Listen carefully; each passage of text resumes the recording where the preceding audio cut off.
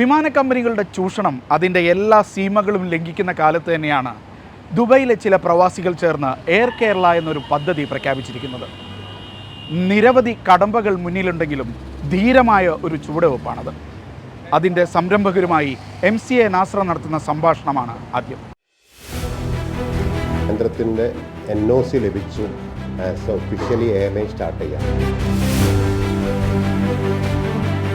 നേരത്തെ ഉമ്മൻചാണ്ടി മുഖ്യമന്ത്രിയായിരുന്ന ഒരു ഘട്ടത്തിലാണ് എയർ കേരള എന്നൊരു പദ്ധതി ഔദ്യോഗികമായിട്ട് പ്രഖ്യാപിച്ചത്. കാരണം ഗൾഫ് മലയാളികളുടെ ഒരു വലിയ സ്വപ്നമായിരുന്നു കേരളത്തിൻ്റെതായ ഒരു എയർലൈൻ രംഗത്ത് വരിക, നിരക്ക് കുറഞ്ഞ രൂപത്തിൽ അത്യാവശ്യം ഈ സീസൺ കൊള്ളയെ മറികടക്കാനുള്ള ചില നടപടികൾ അതിലൂടെ കൈക്കൊള്ളാൻ പറ്റുമെന്ന വലിയ പ്രതീക്ഷയിലായിരുന്നു എയർ കേരള എന്ന പദ്ധതി ആവിഷ്കരിച്ചത്. പക്ഷേ പല കാരണങ്ങളാൽ സംസ്ഥാന സർക്കാരിന് അതുമായിട്ട് മുന്നോട്ട് പോകാൻ സാധിച്ചില്ല. പക്ഷേ എങ്കിലും ആ സ്വപ്നം സാക്ഷാത്കരിക്കണമെന്ന ലക്ഷ്യത്തോടു കൂടിയാണ് ഗൾഫിലെ ചില മലയാളി വ്യവസായികളും മറ്റും മുൻകൈയെടുത്തുകൊണ്ട് അത്തരമൊരു പദ്ധതിയുമായിട്ട് പരിമിതമായ അർത്ഥത്തിലാണെങ്കിലും ചില നീക്കങ്ങൾ നടത്തി. അതിനിപ്പോൾ സിവിൽ ഏവിയേഷൻ്റെ ഒരു പ്രാരംഭ അനുമതിയാണ് ഇപ്പോൾ ലഭിച്ചിരിക്കുന്നത്. പക്ഷേ വൈകാതെ തന്നെ കേരളത്തിൽ ഒരു 20 വിമാനങ്ങൾ ഉണ്ട് എങ്കിൽ അവർക്ക് സ്വാഭാവികമായിട്ടും ഗൾഫിലേക്ക് കൂടി വിദേശ രാജ്യത്തേക്ക് കൂടി സർവീസിനുള്ള അനുമതി ലഭിക്കുമെന്നൊരു പ്രതീക്ഷയാണ് കുറേ കൂടി ശക്തമായിട്ടുള്ള ചുവടുവെപ്പുകൾ വെക്കാൻ ഇവരെ പ്രേരിപ്പിച്ചിരിക്കുന്നത്. പ്രത്യേകിച്ച് സെറ്റ് ഫ്ലൈ ഏവിയേഷൻ എന്ന പേരിലാണ് ഇപ്പോൾ അനുമതി ലഭിച്ചിരിക്കുന്നത്. പക്ഷേ എയർ കേരള എന്ന അതേ ബ്രാൻഡ് നെയിമിൽ തന്നെ ആയിരിക്കും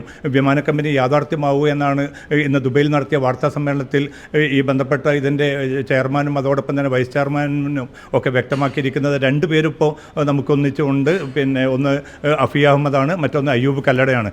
അഫിക്ക, പിന്നെ എങ്ങനെ തോന്നുന്നു, പിന്നെ ഈ ഒരു പ്രാഥമികമായ അനുമതി കിട്ടിയ ഘട്ടത്തിൽ നമുക്ക് പ്രതീക്ഷ തന്നെയാണുള്ളത്? പ്രതീക്ഷ തന്നെയാണുള്ളത്. ഭയങ്കര ഒരു ഹാപ്പിയായി നിൽക്കുന്ന ഒരു സന്ദർഭമാണ്. കാരണം ഒരു സന്തോഷം, കാരണം 19 വർഷമായി കേട്ടുകൊണ്ടിരിക്കുന്ന ഒരു പേര് രാജ്യത്വത്തിലേക്ക് കൊണ്ടുവരാൻ നമുക്ക് സാധിച്ചു, അല്ലെങ്കിൽ സാധിക്കുമെന്നുള്ളൊരു പൂർണ്ണ വിശ്വാസത്തോടു കൂടിയാണ് ഇതിന് മുന്നോട്ട് വന്നത്. അതിൻ്റെ ആദ്യത്തെ ഘട്ടം എന്ന രീതിയിൽ അതിൻ്റെ നോബ്ജക്ഷൻ നമുക്ക് കേന്ദ്രത്തിൻ്റെ ഭാഗത്ത് നിന്ന് കിട്ടിക്കഴിഞ്ഞു.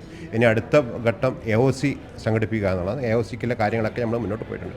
പോസ്റ്റ് ഹോൾഡേഴ്സിനെ കണ്ടിട്ടുണ്ട്, എയർക്രാഫ്റ്റ് കണ്ടെത്തി, ബാക്കിയുള്ള ഓഫീസും കാര്യങ്ങളൊക്കെ. ഇത് ഫസ്റ്റ് ഇതിന് 2-3 കാര്യങ്ങൾ വെച്ചാൽ ഇത് പ്രവാസികൾ തുടങ്ങുന്ന ആദ്യത്തെ എയർലൈനാണ്, കേരളത്തിൻ്റെ ആദ്യത്തെ എയർലൈനാണ് എന്നുള്ള അങ്ങനെ കുറേ കേരളക്കാരുടെ കേരളത്തിൽ ആദ്യത്തെ എയർലൈനാണ്. അങ്ങനെ കുറേ പ്രത്യേകതകളുണ്ട്. പ്രവാസി മലയാളികളും തുടക്കം കുറിക്കുന്ന ആദ്യത്തെ എയർലൈനാണ്. അപ്പോൾ അതുകൊണ്ട് തന്നെ പ്രവാസികളുടെ ഒരു എയർലൈൻ പ്രവാസികൾക്ക് കൊടുക്കാൻ സാധിക്കും എന്നുള്ളത് തന്നെയാണ് ഇതിൻ്റെ പ്രതീക്ഷയും. നാളെ പ്രവാസികളെല്ലാം ഒന്നിച്ചു നിന്നാൽ പലതും നേടിയ ഒരു നാടാണ് കേരളം. അപ്പോൾ അതുകൊണ്ട് തന്നെ പ്രവാസികൾക്ക് ഒത്തൊരുമിച്ച് കൊണ്ട് ഇത് മുന്നോട്ട് കൊണ്ടുപോകാൻ സാധിക്കണം. എല്ലാവരുടെയും പിന്തുണ ഇതിന് വേണം എന്നുള്ളതാണ് നമ്മുടെ ഒരു അഭ്യർത്ഥന. അതിലൊക്കെ ഈ സാങ്കേതിക തടസ്സങ്ങളാണ് നേരത്തെ പല ഘട്ടങ്ങളിൽ ഗവൺമെൻറ് പോലും പറഞ്ഞുകൊണ്ടിരുന്നത്. 5 കൊല്ലം വേണം, എങ്കിൽ മാത്രമേ വിദേശ സർവീസ് നടക്കുകയുള്ളൂ എന്ന്. ആ പ്രതിസന്ധിയൊക്കെ നമ്മൾ എങ്ങനെ മറികടക്കും? അതാണ് ഇപ്പം അന്ന് പറഞ്ഞിരിക്കുന്ന 5 വർഷം വേണമെന്ന് പറഞ്ഞത് 19 വർഷം മുമ്പാണ്.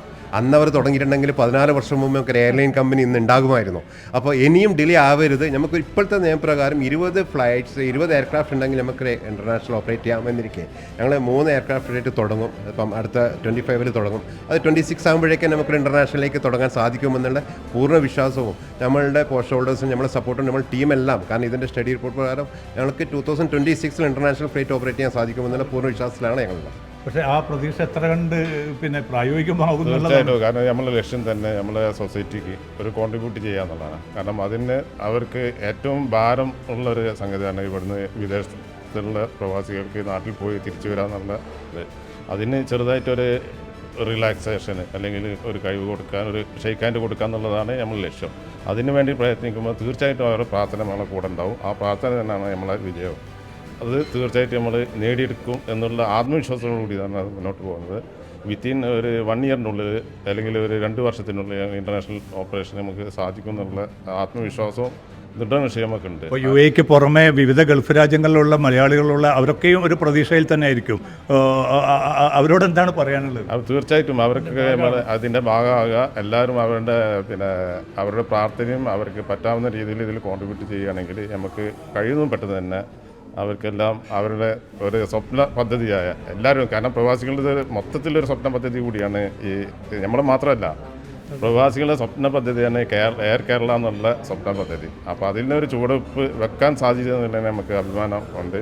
അതാണ് നമ്മുടെ ആത്മവിശ്വാസം. ഇപ്പം നാട്ടിലുള്ള ഈ സാങ്കേതിക നടപടിക്രമങ്ങളൊക്കെ നീക്കുന്നത് നിങ്ങളാണ്.